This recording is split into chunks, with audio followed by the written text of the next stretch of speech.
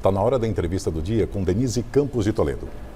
E eu estou aqui com o Sérgio Vale, que é economista-chefe do MB Associados. Sérgio, boa noite. Boa noite, Denise. Conseguimos chegar com esse trânsito maluco que está na Paulista, na região. Evitem, quem puder, evite esse trânsito. Mas vamos começar falando da ata do Copom, não é? Na verdade, o mercado esperava um tom mais duro e a ata veio com esse tom mais duro, dizendo que provavelmente a inflação acumulada até a virada do semestre vai continuar rodando acima do teto da meta de 4,5%, e eles vão insistir na política de juros até que haja convergência para a meta. Pode não ser neste ano, 3%, mas é uma tendência de continuidade do aperto dos juros.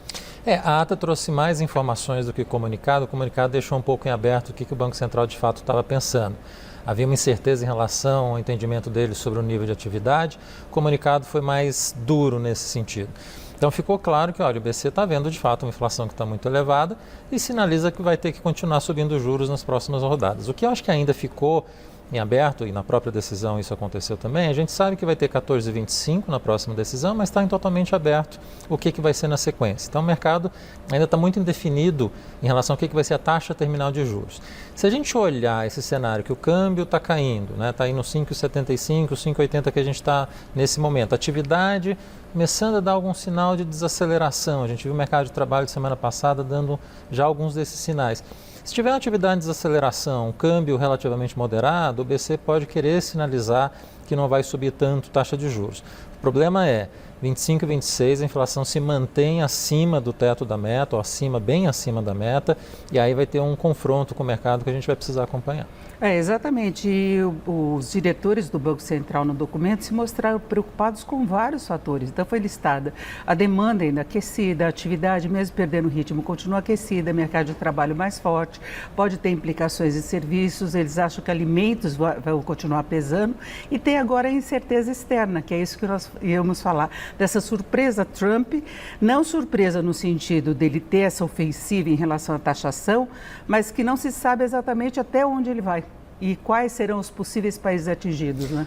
O Trump, de certa forma, foi uma surpresa quando ele tomou posse, porque havia expectativa muito grande no mercado que a China seria o primeiro país a ser afetado. Ele falava de taxar em 50%, 60%. Então o mercado muito se preparou desde o ano passado para esse cenário de um confronto mais agressivo com a China. Ele toma posse e começa a atacar os vizinhos, Canadá, México, Groenlândia, Panamá, e mal fala da China. E quando toca no assunto de tarifa sobre a China, está colocando 10%, 50%, 60% foi para o espaço. Então aquela expectativa muito negativa da guerra comercial entre China e Estados Unidos, estava todo mundo esperando que fosse acontecer amplamente de partida, não aconteceu.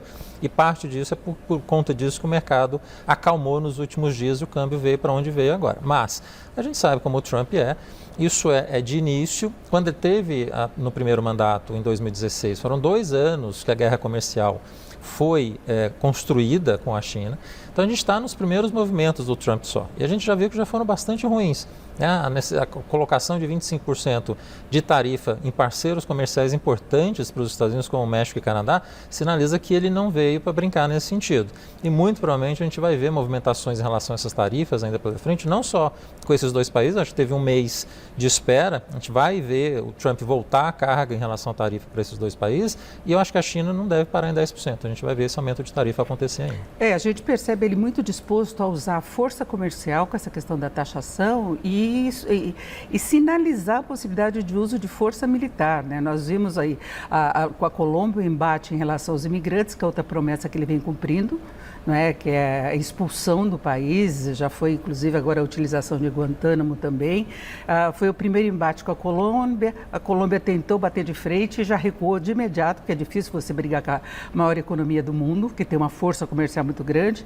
Depois México e Canadá se viram forçados também a negociar e Trump até aceitou com uma certa rapidez os termos que eles colocaram. E agora a China, ela veio com a contrapartida, 15% de taxação do carvão, do gás natural liquefeito, 10% do petróleo bruto que vem dos Estados Unidos, empresas sob investigação, a Google, a PVH, que tem marcas como a Calvin Klein e também a empresa de biotecnologia Illumina vão entrar na lista de entidades não confiáveis, então tem uma retaliação em andamento por conta da China, e aí é briga de cachorro grande, né?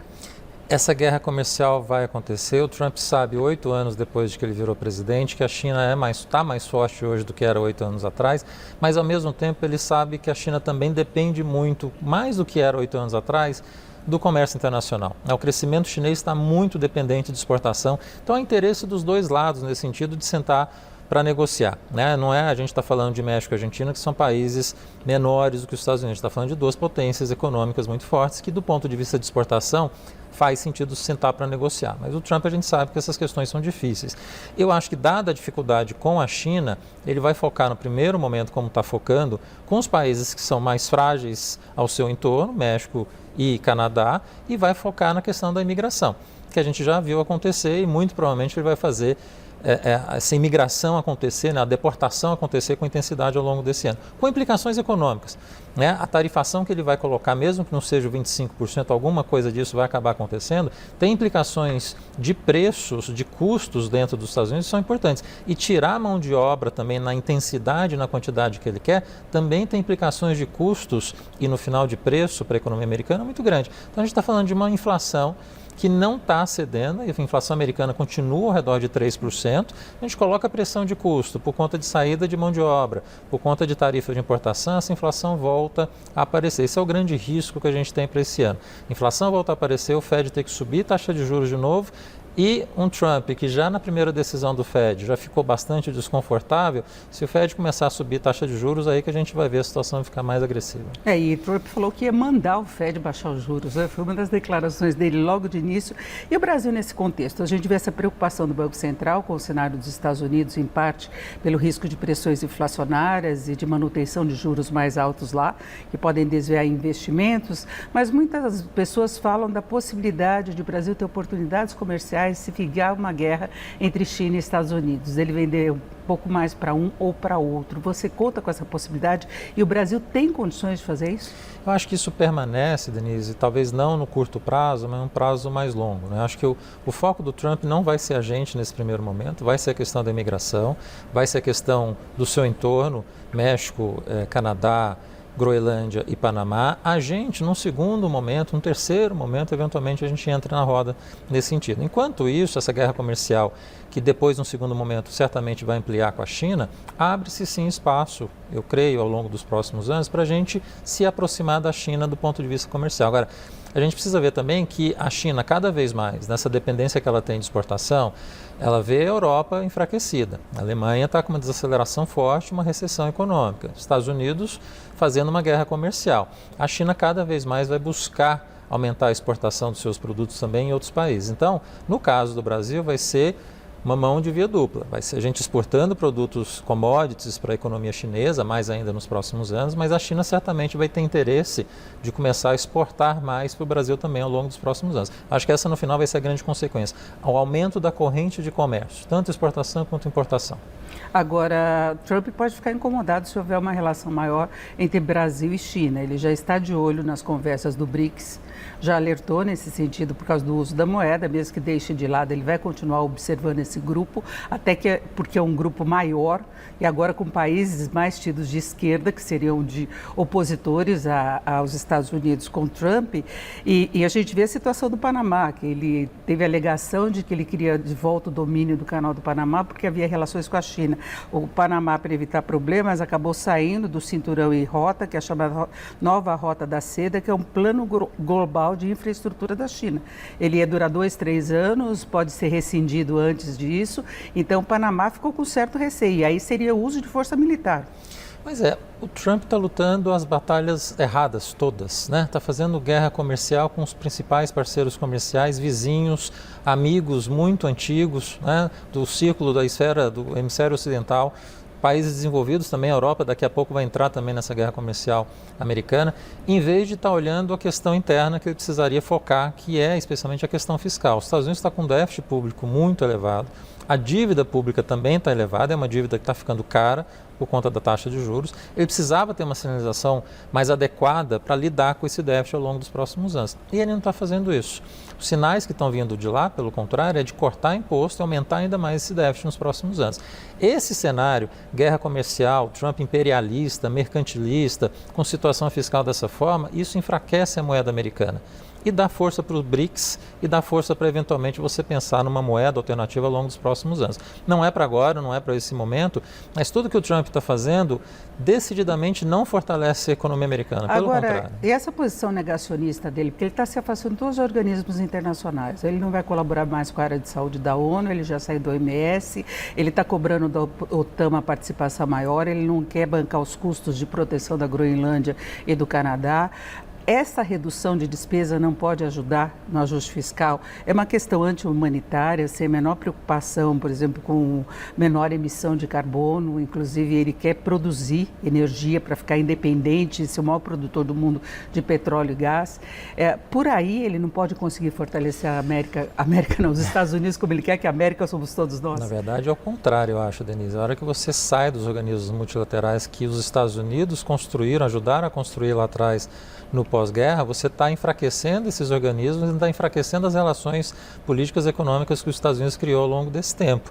Então, assim, você está falando de sair da OMS, por exemplo, você está falando dos Estados Unidos deixar de colocar $1 bilhão por ano na OMS. O déficit americano são $2 trilhões quase por ano. É pouco. É muito pouco o que ele está propondo. Isso não vai tocar na questão fiscal essencialmente. Você precisaria ter, na verdade, aumento de imposto, que é o contrário, essencialmente, do que o Trump gostaria e faria. Então, quando a gente fala nessa questão fiscal, ela é muito difícil de ser arranjada, de ser consertada. E o Trump está indo no sentido contrário. Então, isso preocupa muito.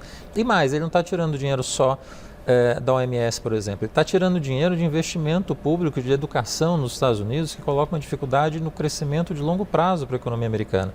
Tudo que os Estados Unidos sempre teve de forte, que é uma base científica e educacional muito intensa, ele está atacando.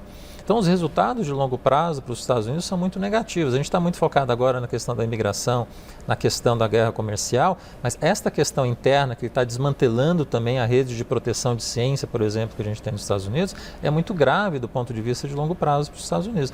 Então, assim, é uma situação que a gente está vivenciando agora, de um desmonte dessa estrutura que foi criada ao longo dos últimos 70 anos, que a gente não sabe exatamente o que vai ser as consequências, né? É um mundo, de fato, quase bipolar que a gente está criando hoje, com muita força, com China e Estados Unidos, com duas lideranças muito concretas, e que estão caminhando para se organizar nesse sentido de dividir o mundo entre os dois. E aparentemente o Trump está querendo sinalizar aí para esse lado. O que vai sair disso, especialmente para a gente, para os países mais fracos e em desenvolvimento, digamos assim, ainda é um longo caminho para a gente entender. E é um mundo com muitos desequilíbrios, né? A gente vê a Europa com dificuldade de controlar a inflação por outro lado, de ter um crescimento maior, inclusive a Alemanha, que é a maior economia da região. A gente tem aqui na América do Sul vários problemas. O Brasil está com dificuldades concretas em relação à inflação, o desequilíbrio fiscal, que também foi citado na ata do Copom hoje, porque houve essa cobrança também que houvesse uma política monetária e fiscal harmoniosas. Né? Então, o Banco Central meio que está cobrando a colaboração do lado do governo. Não basta cumprir meta fiscal, tem que reduzir gastos, ter uma política crível para ajudar, né?